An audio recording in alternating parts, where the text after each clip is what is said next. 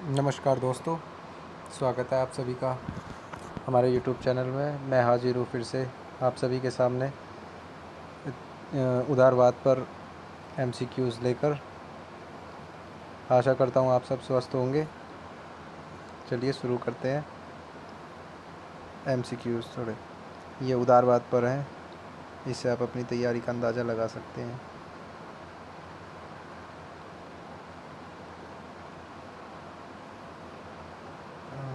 एक उदारवाद शब्द का प्रयोग सर्वप्रथम कब किया गया था? सिंपल क्वेश्चन, 17वीं शताब्दी में। नेक्स्ट है, उदारवाद का मूल कहाँ प्राप्त होता है?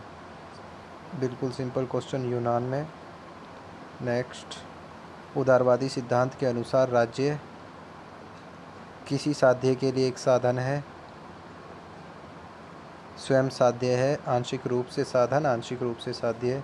ये आंशिक वाला कोई मैटर नहीं है, न साध्य, ये भी बिल्कुल गलत है। स्वयं साध्य है, स्वयं में साध्य बिल्कुल नहीं है। आंसर हमारा होगा किसी साधन के लिए साध्य है। और किसी का क्या मतलब हुआ यहाँ? किसी का क्या? कल्याण के लिए। ठीक है, राज्य मानव कल्याण के लिए एक साधन के रूप में प्रयोग किया जाता है। नेक्स्ट है, निम्नलिखित में से कौन सकारात्मक उदारवादी है?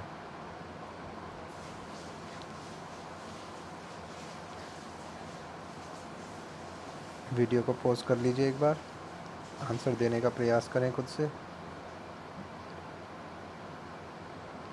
स्मिथ,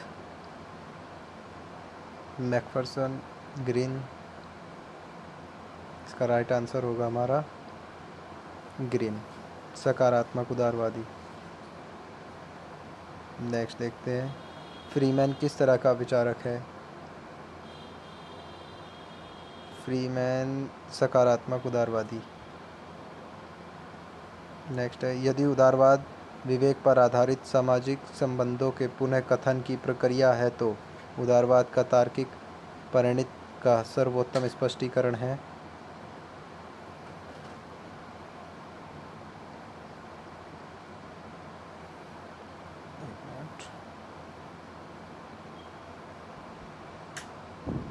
समाजवाद का उदय, सामाजिक विच्छिन्नता, मार्क्सवाद का शांतिवर्धन, लोकतंत्र का सुनिश्चयन। इसका राइट आंसर होगा हमारा समाजवाद का उदय।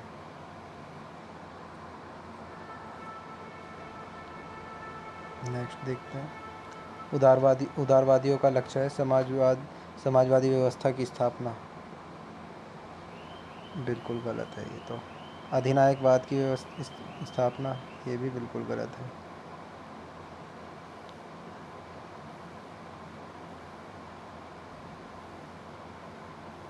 हस्तक्षेप पर आधारित मुक्त व्यापार।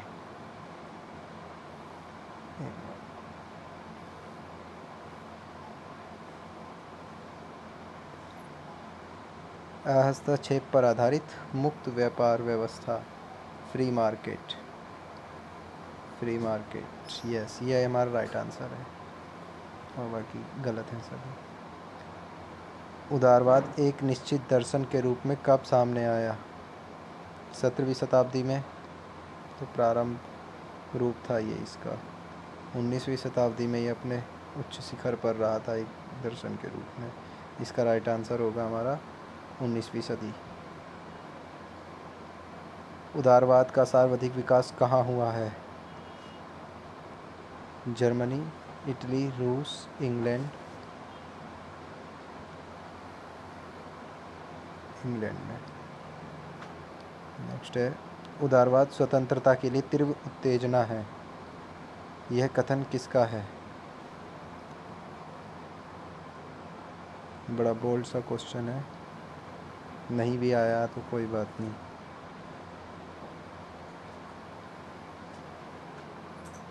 निम्नलिखित में से सकारात्मक उदारवादी विचारक है? सकारात्मक, एक तो हमने ग्रीन को देखा था, दूसरा कॉलरिज, सिस्मंडी, रस्किन, ये सभी सकारात्मक उदारवादी हैं।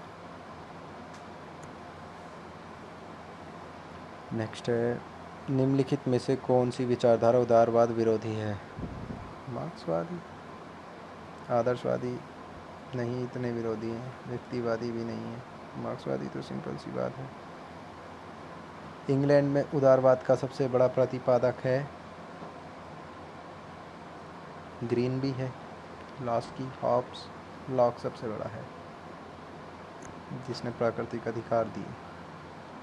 फादर, उदारवाद का फादर ही नहीं कहा जाता है। प्रसिद्ध उदारवादी लॉक किस प्रकार की शासन व्यवस्था का समर्थक था? प्रजातंत्र का। एक मिनट। प्रसिद्ध उदारवादी लॉक किस प्रकार की शासन व्यवस्था का समर्थक था? राजतंत्र का, तानाशाही का, कुलीन तंत्र का, प्रजातंत्र का।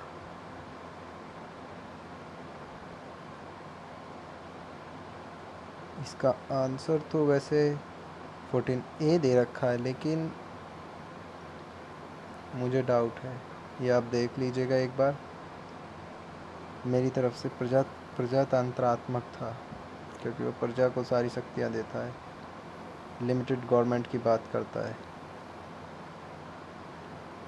नेक्स्ट है हमारा, सकारात्मक उदारवाद के अनुसार राज्य के प्रकारों का सर्वोत्तम स्पष्टीकरण है।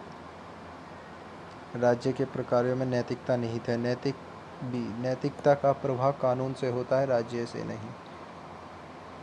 सी है, नैतिकता द्वारा नागरिकों तथा राज्य को अनुशासित किया जाता है। राज्य का कोई सकारात्मक नैतिक कार्य नहीं है। इसका आंसर होगा हमारा सी, नैतिकता द्वारा नागरिकों तथा राज्य को अनुशासित किया जाता है।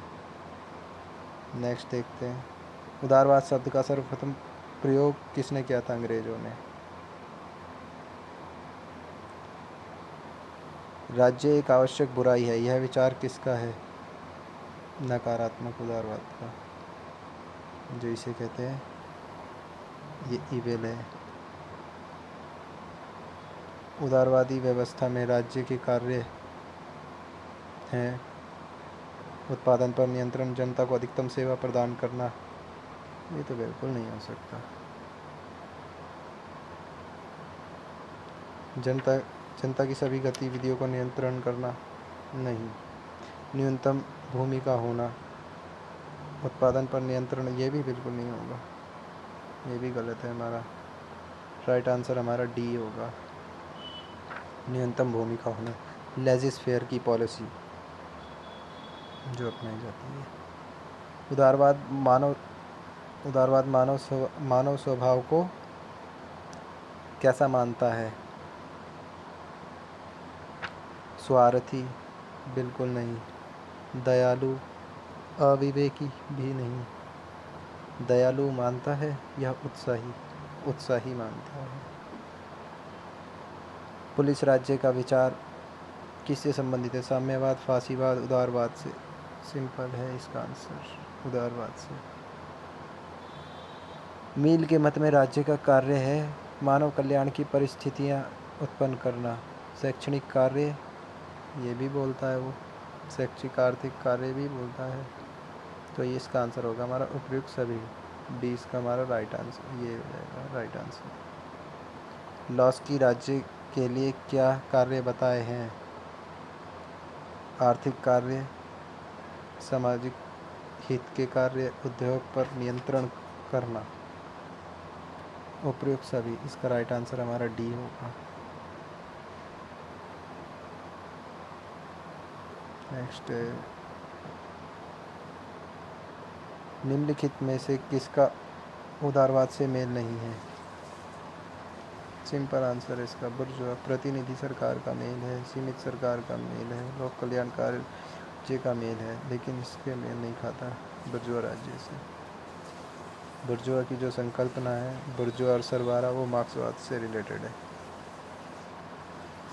मैकाइवर के मत अनुसार राज्य का कार्य नहीं है समाज में एकता बनाना, धार्मिक कार्य करना, सुरक्षा व नियंत्रण संबंधी कार्य।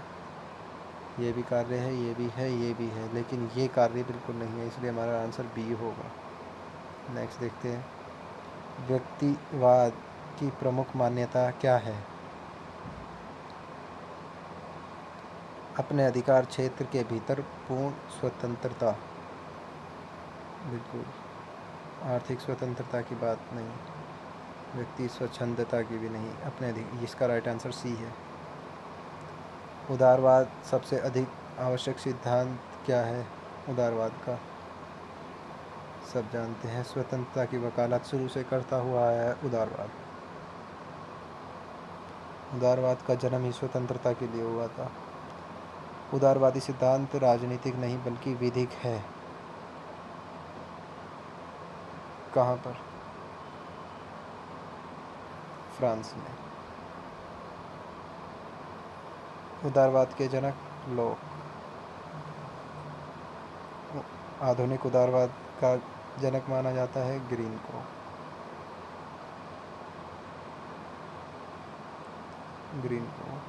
राज्य की उत्पत्ति के संबंध में उदारवाद की सहमति है। शक्ति सिद्धांत। सामाजिक अनुबंध के सिद्धांत। स्वाभाविक सद्भाव संबंधी ग्रीक सिद्धांत में। दैवीय उत्पत्ति सिद्धांत तो बिल्कुल नहीं मानता वो। शक्ति सिद्धांत भी नहीं है। स्वाभाविक उद्भव संबंधी ग्रीक का सिद्धांत भी नहीं।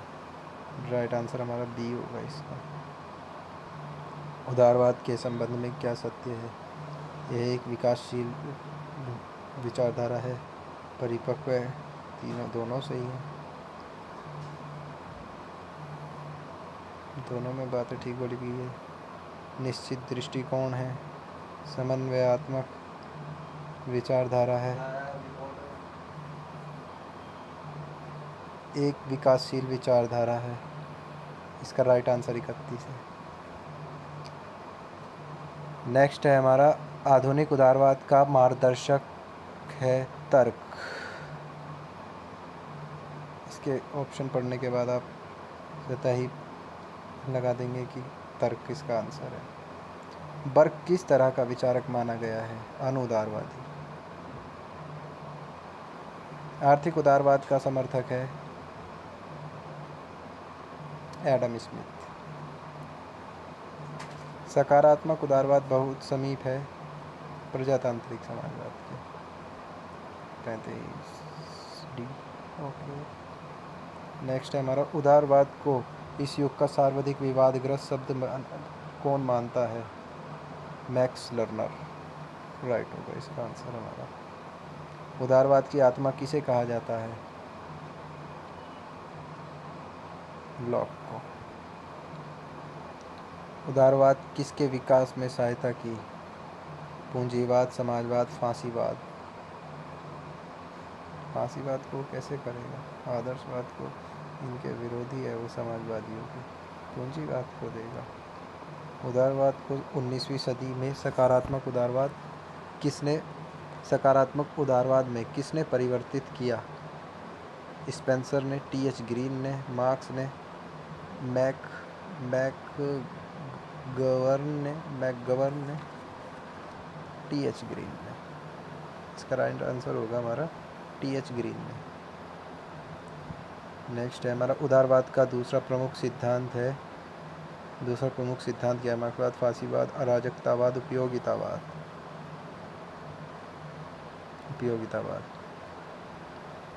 अधिकतम लोगों का अधिकतम सुख। निम्न में से आधुनिक उदारवादी किसकी रक्षा करना चाहते हैं? श्रमिक की? बिल्कुल नहीं। भूस्वामी की? एक मिनट।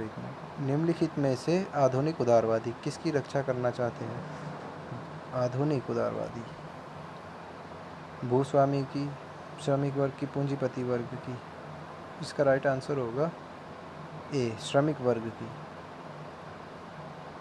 जिसमें कि वह श्रमिकों को कुछ अधिकार देते हैं, उनकी हितों की कुछ बातें करते हैं। 20वीं सदी में उदारवादी चिंतनधारा किस ओर मुड़ी?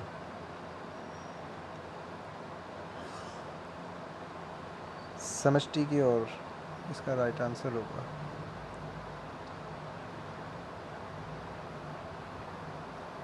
उदारवाद ऐसी नीति में विश्वास और उनके प्रति प्रतिबद्धता है जिनका सामान्य उद्देश्य व्यक्ति की अधिकतम स्वतंत्रता है। उपर्युक्त कथन किसका है? लॉक का, डेविड स्मिथ का, जॉर्ज सेबाइन का, पीटर का? ये डेविड स्मिथ का ये कोट है। उदारवाद ऐसी नीति में विश्वास और उनके प्रति प्रतिबद्धता है जिनका सामान्य उद्देश्य व्यक्ति की अधिकतम स्वतंत्रता है। नेक्स्ट है हमारा नकारात्मक उदारवाद की नीति का अनुसरण करने स्वतंत्र व्यापार नकारात्मक स्वतंत्र व्यापार की अनुमति देना, परंतु उत्पादन और वितरण पर अपना नियंत्रण बनाए रखना। मूल्यों पर नियंत्रण रखता है, परंतु श्रमिकों के लिए न्यूनतम वेतन अथवा अधिकतम कार्यों के घंटे नहीं निर्धारित करता। स्वतंत्र व्यापार स्वतंत्र विनिमय और स्वतंत्र संविदा की अनुमति देता है। नकारात्मक उदारवाद ये सभी गुण पाए जाते हैं। स्वतंत्र व्यापार, विनिमय, स्वतंत्र संविदा, स्वतंत्र की अनुमति देता है। इसका आंसर हमारा सी हो जाएगा। नेक्स्ट है हमारा आधुनिक उदारवादियों में सर्वाधिक सम्मानित कौन है? मार्क्स उदारवादी है ही नहीं। लॉस्की। सकारात्मक उदारवाद का विश्वास है समाज में सामंजस्यता की प्राप्ति हो सकती है यदि व्यक्ति अपने अधिकार के प्रति जागरूक हो जाए, व्यक्ति राज्य के आदेशों का पूर्णतः पालन करे, राज्य अपनी हस्तक्षेप की नीति का परित्याग कर दे और कल्याणकारी राज्य के रूप में कार्य करे। व्यक्तिक संगठन जन कल्याण कार्य को करें। जन कल्याण कार्य का तो करे पर लेकिन व्यक्ति संगठन नहीं। तो इसका हमारा आंसर होगा कल्याणकारी कार्य करें। ये सकारात्मक उदारवाद बोलता है। उपयोगितावाद का सिद्धांत किसके नाम से जुड़ा है? माओ, ग्रीन, गार्नर, बेंथम, जर्मी बेंथम। उदारवाद को किसकी दृष्टि में अपूर्ण माना गया है?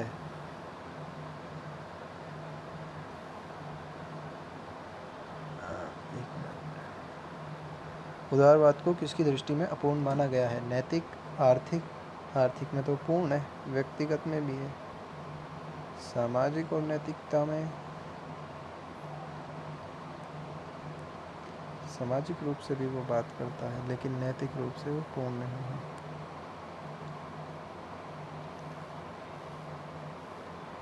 थैंक यू दोस्तों।